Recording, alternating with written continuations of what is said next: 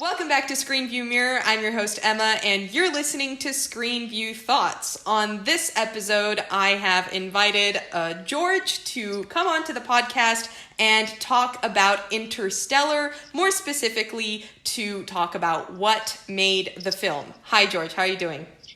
Hello, Emma. Happy to be here, and good to have on the show. I love what you're doing with your content as well, and it's good to have a little discussion and see why I truly love this film so much as well, unlike yourself too. So it's good to get like different opinions here and see where it goes as well. Yes, because as maybe the followers of my channel and Instagram page know, or as they don't know, perhaps, I am not a huge fan of Nolan. I don't really like his films.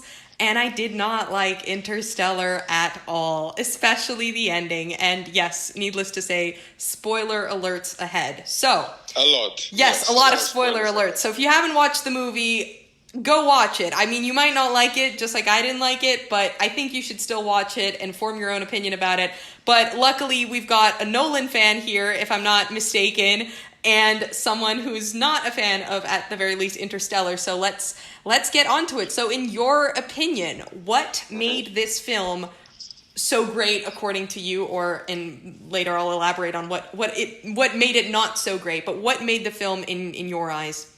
It's just really fantastic to see how like different directors tackle like different genres.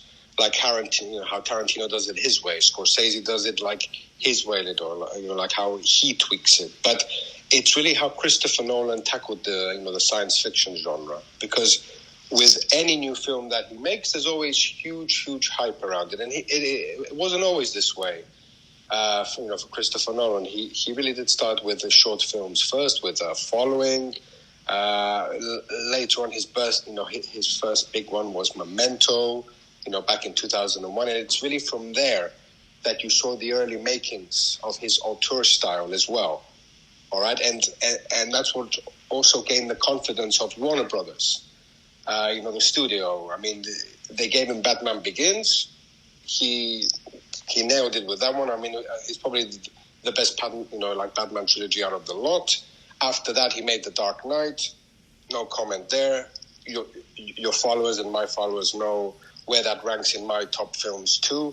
And then with the confidence of that, the huge makings at the box office as well, all right, he then went to Warner Brothers and said, you know what, I want to make my own independent blockbusters. So then he made Inception.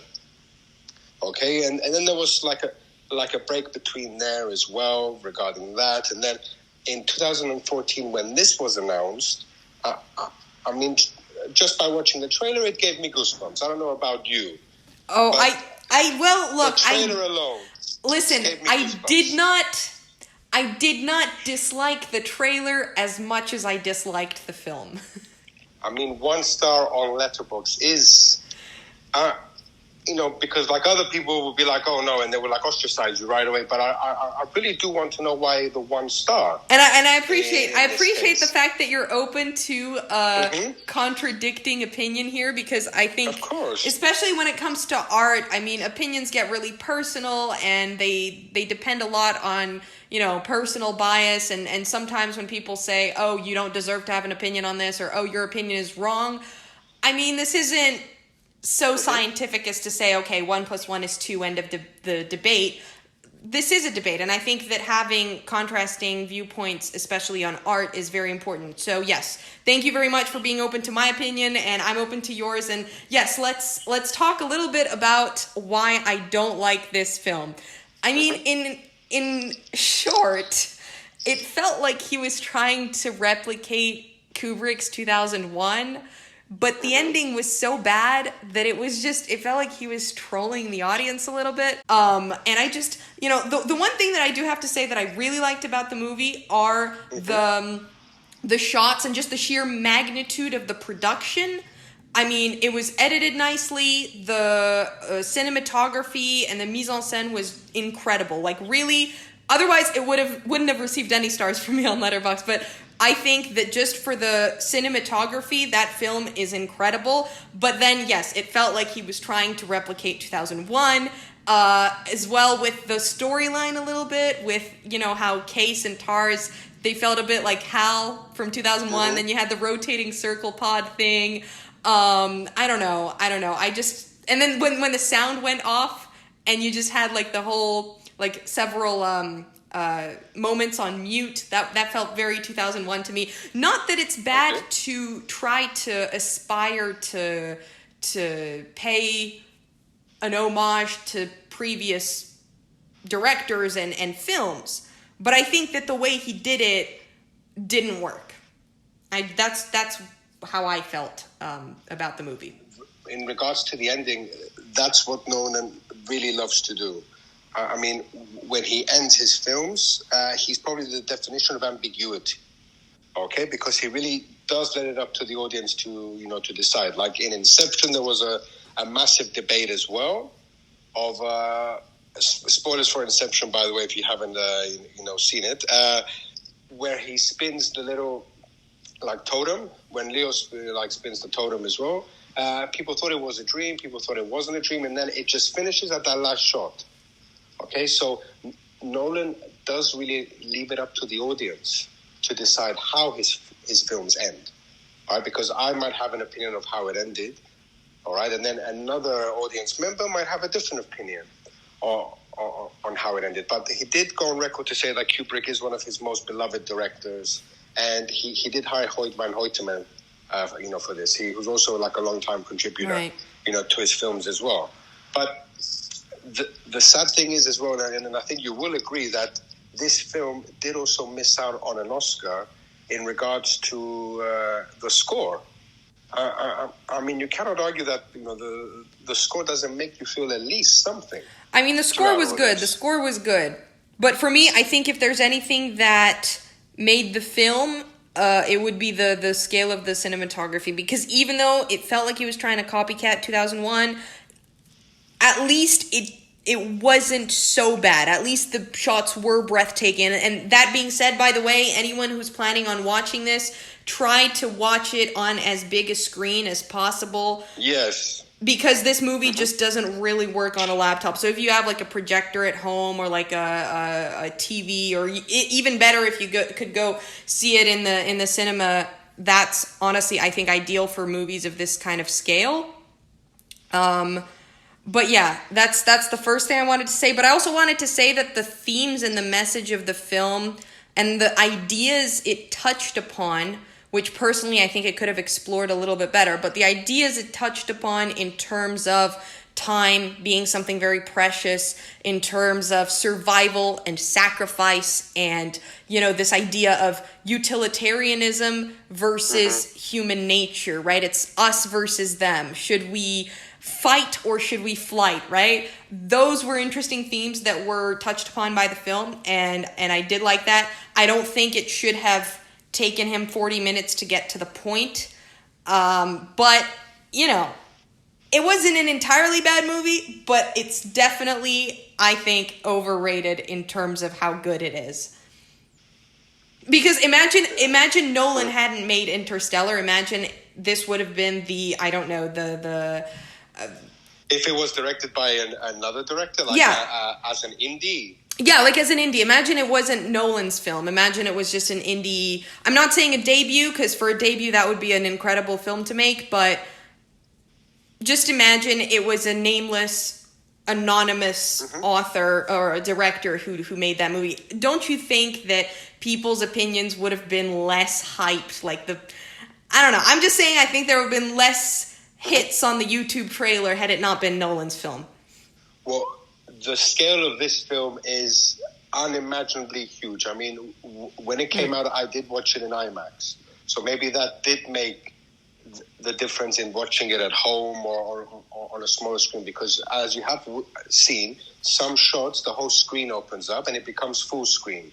Those are the IMAX shots. Yeah. So if you have observed that those are the IMAX shots as well, it's really worth noting to watch it on a huge screen. And if it was for a different director directing this, it wouldn't have come close, because the runtime itself is nearly 3 hours. Yeah. Okay, because the thing with runtimes in films is the studio itself has to have a lot of confidence in you for the film to be over, 2 hours long. Yeah, absolutely. Because he has such an excellent record as well. Because him and Warner Brothers, I mean, through his success of his films, he developed his own company, Syncope.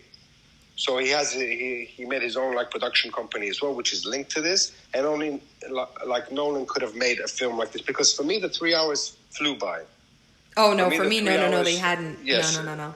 For me, they flew by, and the first 40 minutes is setting up the relationship with himself and his daughter. However, light it is, however brief it looks, because that's the whole meaning through this. It's love transcending time. Okay, because because the character of Matthew McConaughey spent, I believe, 80 years out there. Yeah.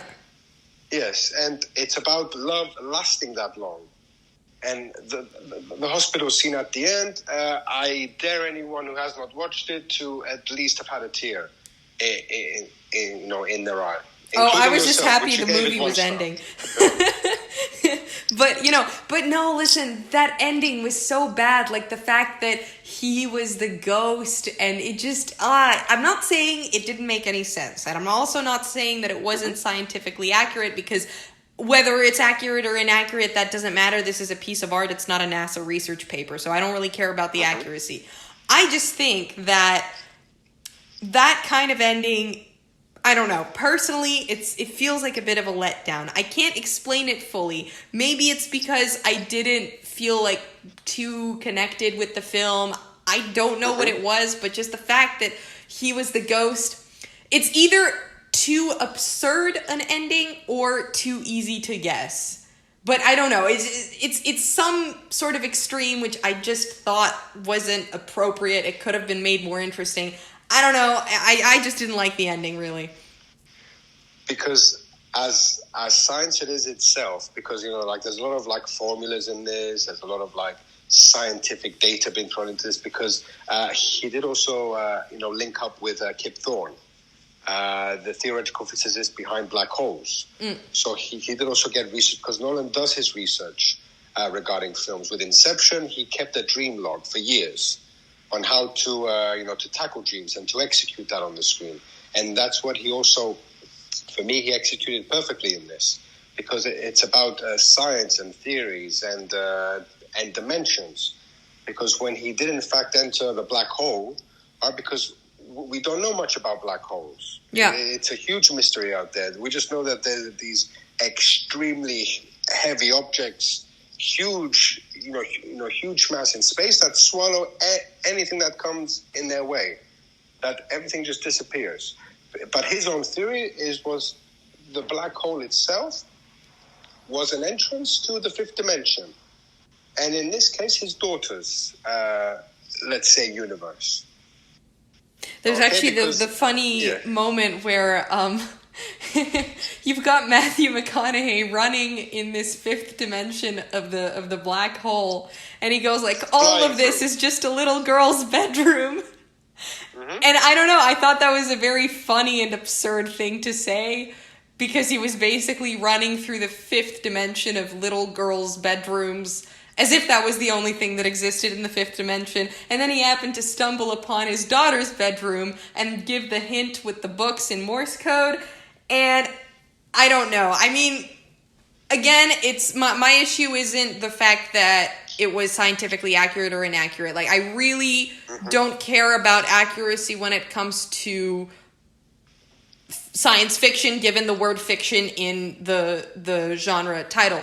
But I don't know, just that ending was so absurd to me, and it felt almost like a parody or a joke. I don't know. It was ridiculous for me.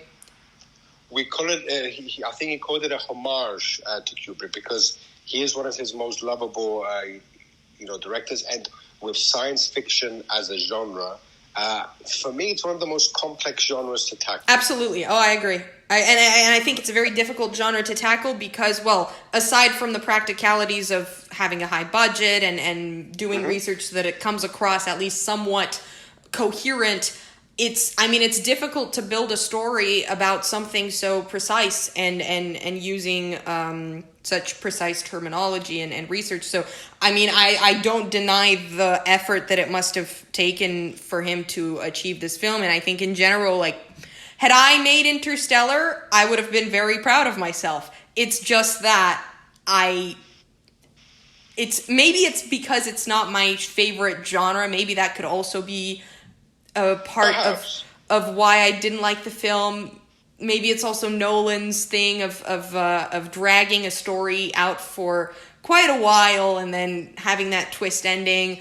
I don't know. But you know, the thing that I noticed with Nolan, especially like from Memento going onwards, was that his movies are very time focused. Like, time is usually the constant in pretty much all his movies. So I don't know, but yeah, that's my opinion. Because the thing about time as well, yes, it is very present in his films. Like with Memento, he deals with time going, like backwards. Yeah. With Inception, it's about the levels, so like the dream levels, so upwards. And with Interstellar, of course, it's transcending time. And with Tenet recently, it's about time inversion. So yes, time does play a huge role in his films, and just following his filmography from his early stages to Memento to just seeing him doing huge blockbusters now with Tenet, because there's also a very big community out there that wonders what he's going to do next. And with sci-fi, yes, it was an exceptional effort, and for me it's exceptional, like execution, because it is the film of the decade for me. All right, from really Interstellar. Yes, my top two films are Inception and Interstellar. Oh wow! I didn't finish watching Inception.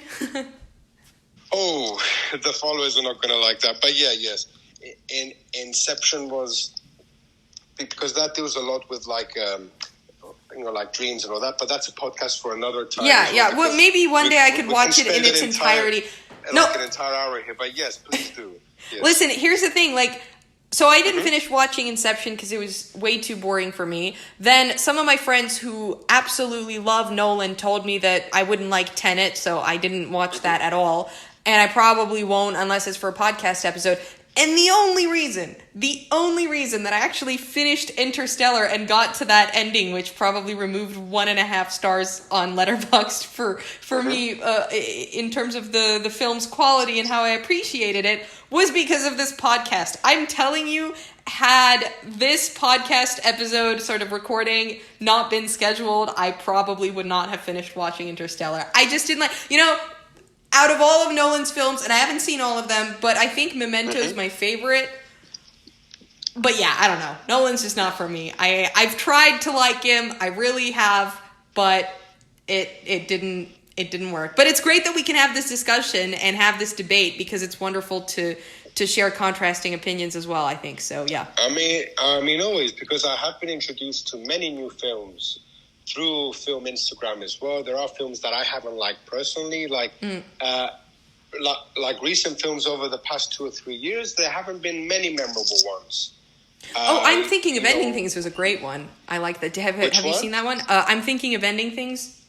Yes. I mean, Andy Kaufman is on a different level of writing too, because that's the gift of having a writer as a director. Yeah, absolutely. Tarantino, and the same with Nolan, because he did write Memento too. Because that is the gift of having excellent balance between writing and directing. Because I'm Thinking of Ending Things was just, in a good way, a nightmare.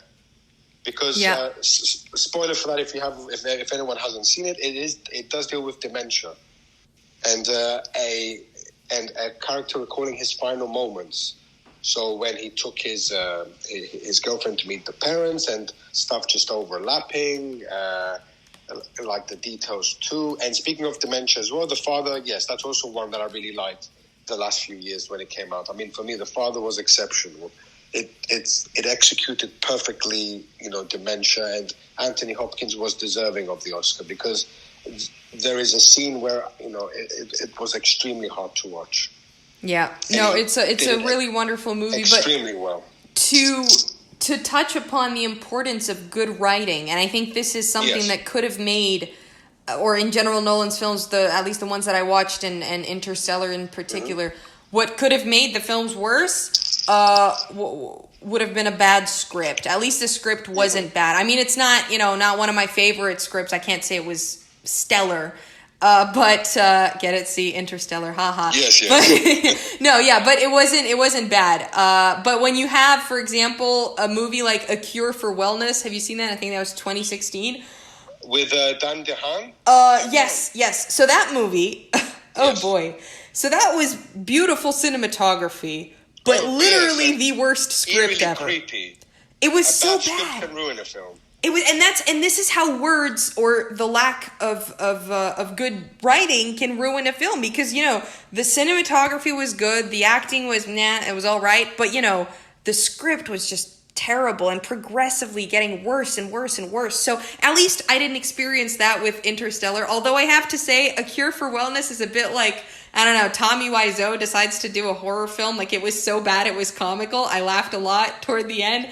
But yeah, Interstellar, I don't know. Maybe I need to rewatch it in the next decade. I do suggest, because because I like Dane DeHaan as an actor, and I don't know where he has disappeared to, because he was one of the best actors, like back in the day, as well, like back in the day, like 3 or 4 years ago. He has disappeared, but I did also like him in The Place Beyond the Pines. I haven't seen that one. Yes. Okay. He was exceptional. But even the writing in this one, because it did have to borrow some elements from Kip Thorne on his theory of black holes. So that's where right. Christopher Nolan borrowed from. I mean, even the script in this one, the writing itself, because when I watch films, I do have the subtitles on. So I can just follow along with the screenplay.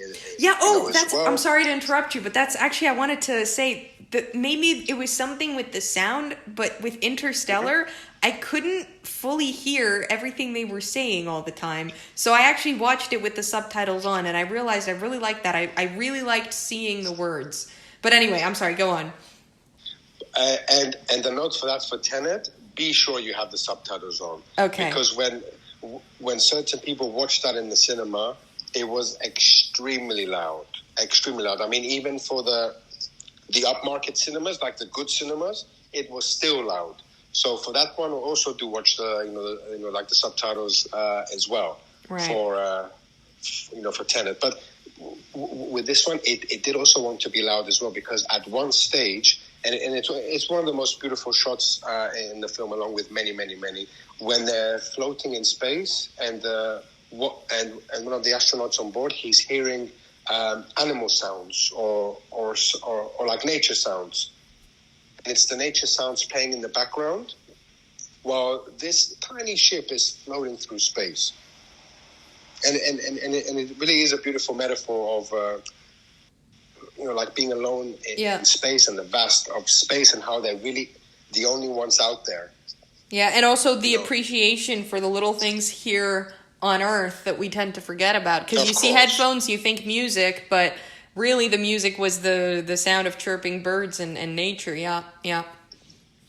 Which brings it to one of the most WTF moments in the film, where they land on a planet, and they spend about a few minutes there as well, and then the wave comes after them. That was an excellent scene too. And then when they go up again in their ship, and then they see this astronaut. I keep forgetting his name, and they ask him, how long has it been? 23 years. Yeah. No, yeah, I think that was... Yeah, go ahead. Oh, no, I just wanted to say, that moment, that was the first shock moment of the film, because you knew from there that there would be more. So that really set the stage in what would come. And then a sequence next would follow, that Matthew McConaughey would sit down and watch the last 23 years play out just like that. And with the videos from home. Oh, yes. He witnessed the birth of his grandson, the death of his grandson, the birth of his father-in-law, his children growing up. And then for one brief moment, the recording stopped. And then he was wondering, like that little glimmer of hope, where's Murph, where's Murph? And then through that screen, she appears out of nowhere, and that starts the whole momentum, the whole sequence of getting back to her. Yeah. No, I think that the topic that, or the questions that the film raises are very pertinent for society today. So it's like thinking about the future and the relationship between humanity and technology, the relationship between time and life. But again, I don't know. In terms of substance, it wasn't my favorite thing to watch. But I have to say there were a lot of great things about the movie. The cinematography was incredible, and yeah, some of those aspects I did like that. Of course. But yeah.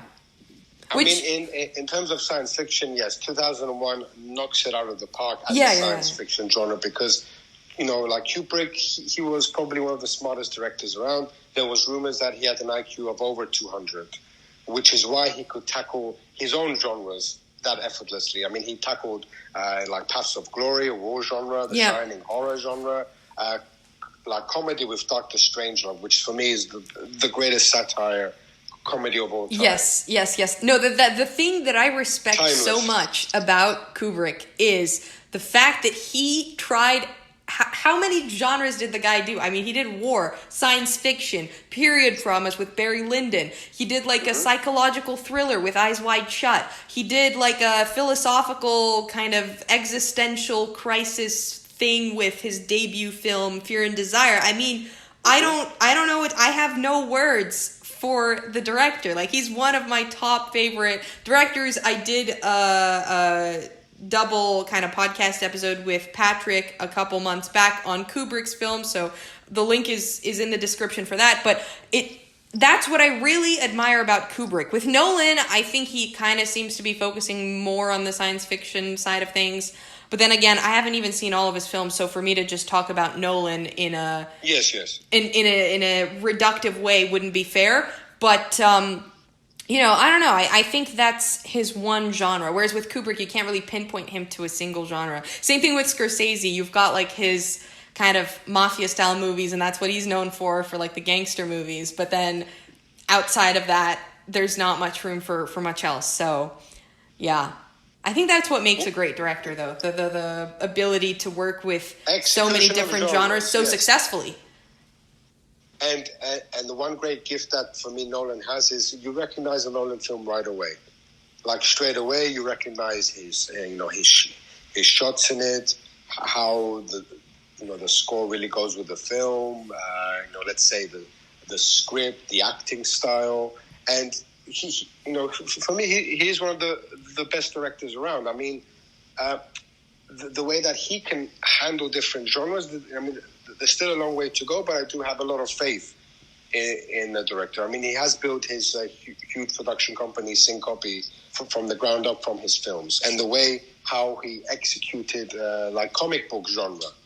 I mean, with Batman as well, because I remember watching Batman Begins, and I'm like, wow, Nolan really directed this. And then that was like the next step up. I'm like, that also blew me away. But with science fiction, he really did want to add his own human element. To this, and that's why he attached the father-daughter, relationship. And on another note, Matt Damon appearing out of nowhere in this, that really threw me a curveball, because that was like another, like WTF moment. And then he turned out to be a very bad guy. Yeah, I saw it, but I really like the addition of that character, and I think that he was one of those good bad characters. Good in the sense that he added some contrast and some thought and, let's say, some flavor to the narrative, because he got me thinking, or his actions as the character got me thinking about those questions of, should we lie, or should we make the sacrifices, or if we're faced in the situation of what to do with our future as humanity, what is the right decision? And I think that's fundamentally, Interstellar is not necessarily a movie about science fiction or technology or any of that, but really I think it's a movie about morality, and what the right choice is, because every single pivotal moment in the film and in the plot that leads to the next scene can be summed up by a question of choosing a moral or an immoral choice and trusting whether that is the right choice, because they're always faced with sacrifices and trade-offs they have to make. So that's something very interesting and something very indicative of, I think, just generally life and humanity and such.